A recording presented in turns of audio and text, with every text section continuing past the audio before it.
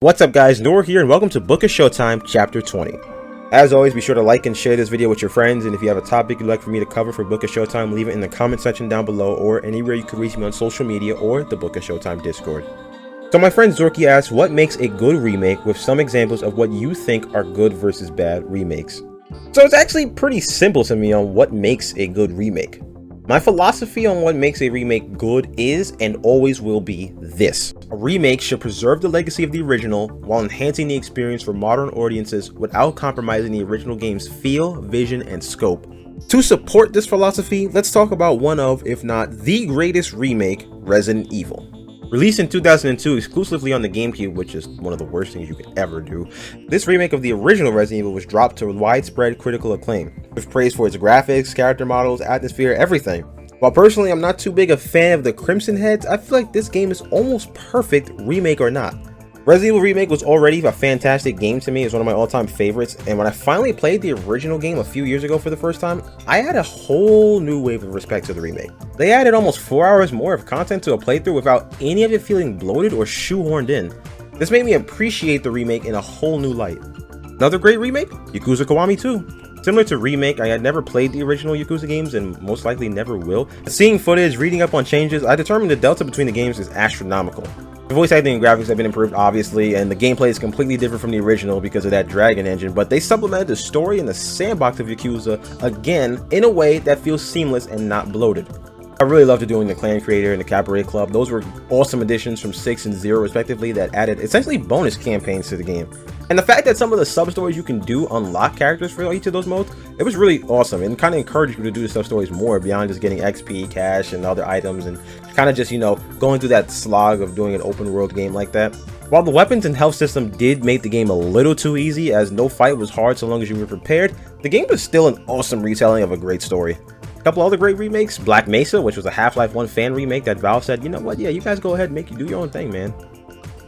Metal Gear Solid Twin Snakes, which sadly will never see a port in its sense obscurity as a victim of Nintendo's tremendous backlog, which we gotta do a chapter on that soon. And while I haven't finished it, the Dead Space remake is beautiful. While some purists might not like the abundance of changes, it does guarantee that whether this is your first time or not, you're going to have a deep and enriching experience. But not all remakes are created equal. To be honest, it is more difficult to make a bad remake than it is to make a good one, but it happens. There have been botched remasters and ports like the Master Chief Collection, the GTA Trilogy, and the Mario 3D All-Stars Collection, but as far as bad remakes go, there's not too many I can say are bad, but here we go. Since we talked about how fantastic the Resident Evil 1 remake was, let's stick with the franchise and move on to a more modern entry, the remake of Resident Evil 3, which released in the spring of 2020. Which, quick story real quick about Resident Evil 3 for me.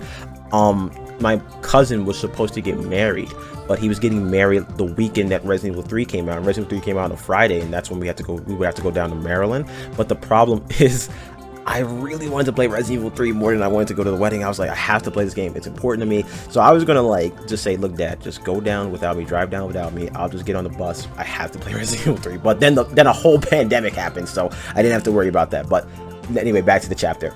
On paper, and to me at least, the remake of 3 had way more potential than the remake of 2, as with Resident Evil 2, you're confined to the RCPD, but with Resident Evil 3, you had almost all of Raccoon City to explore and traverse. But whereas Resident Evil 1's remake stayed true to the original Spencer Mansion, and Resident Evil 2 pretty much stayed true to its locales, Resident Evil 3 removes a lot of locations and moments from the original game. In addition to that, the moments in Resident Evil 3 where you can choose a path or tackle objectives in whatever order you want has been removed. This was a very odd creative decision, as that's what made Resident Evil 3 stand out from essentially every game in the series. To me, Resident Evil games already have tremendous replay value, and having choices like this really enhanced subsequent playthroughs. This made the Resident Evil 3 remake come off a bit lazy to me. You're probably tired of me talking about Resident Evil, but that's okay because another classic game got a terrible remake, and that's GoldenEye Reloaded. Whereas Resident Evil 3 is a solid game, remake or not, GoldenEye Reloaded is outright terrible.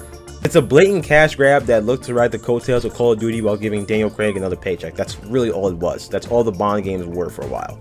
The original GoldenEye release for Nintendo 64 is regarded as one of the seminal first-person shooter games of its time, of all time, really, and it's remembered fondly for its fun multiplayer. The multiplayer in Reloaded, it was passable in local, but online it was just clearly a COD clone with bad servers. It was a massive disappointment. It had no soul at all, and it was just to see one of my favorite games get butchered like this. It was heartbreaking. One more poor remake, 13. I never played the original 13, but I remember seeing a trailer for the game about a week out and thought, yo, this looks fire. I even got the steelbook for it and everything, but once I got home and loaded up the game, woo, baby. For starters, the original 13 was a cel-shaded game, which, where did cel-shaded games go, guys? Bring those back, please. And the remake, for some reason, wasn't cel-shaded, and the game ended up looking like a budget version of Fortnite, which you can debate if that was intentional or not. Some people do think it. I think, yeah, I can go either way. Then on top of that, the weapon system was changed to have a limit on how many weapons you can have, which was a big change from the original. Even if you look past the graphics and the gameplay changes, the game had terrible performance and a laundry list of bugs. I played on Xbox One and it's like, man, you know what scares me the most? This game was delayed by a year. It came out in 2020. It was supposed to come out in 2019. It got delayed from 2019 to 2020. And I just, I shudder thinking about the state of the game a year prior if this was what was released after a year more time to work on the game. 13 has since received a massive update, overhauling the graphics and fixing most of the issues and performance bugs, but still, this game was clearly rushed, and it makes no sense to me because 13 was a cult classic, and I don't think fans of the original would mind waiting a little longer for this game. Now, they finished this game during 2020, so can you point fingers at the pandemic? Yes and no, but still, this is a prime example of how to not handle a remake. One last take before I go, I do have a remake that falls in the middle. It's a great game, but has I have to tell you, kinda. It's Final Fantasy VII. I only played this game because of the pandemic, which we mentioned the pandemic a lot during this video. that was 3 years ago. It doesn't feel like it. But man, oh man, did I love Final Fantasy VII. All the characters, the story, the world, the gameplay, I fell in love with it. And it was my game of the year for a long time until Yakuza dropped. I really loved this game, but the issue here is that it's not the full story. It's being split up into 3 games. Now, I understand after playing the remake why this had to happen, because there's no way all of Final Fantasy VII would be able to fit on one disc. In this era, it would probably be like close to 400 gigs if that had to happen, and it would be extremely expensive to produce. But a lot of fans of the original, they didn't like this, among other things like changes to the story. But most remakes do change the lore and the story to fit the modern times, and with the Final Fantasy games being independent of one another, there's a lot more creative liberty. But I digress. The issue with this personally is just after how much I love this, I gotta wait like 6 or 7 years to experience the full thing. I played Final Fantasy VII Remake and I was like, dude, this game is awesome.